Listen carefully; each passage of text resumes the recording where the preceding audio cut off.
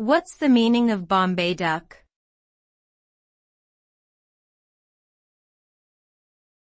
Bombay duck.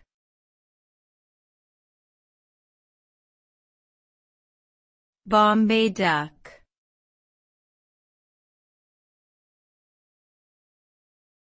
Bombay duck.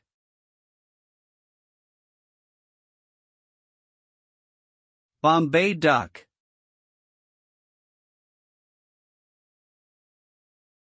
Bombay duck refers to a type of fish that is commonly found in the waters off the coast of India.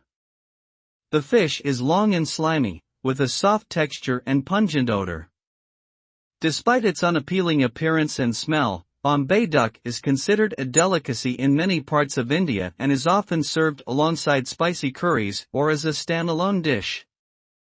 The fish is typically fried or dried and salted, which helps to preserve its flavor and texture. While not everyone may find Bombay duck to their liking, those who enjoy it consider it to be a unique and flavorful addition to any meal.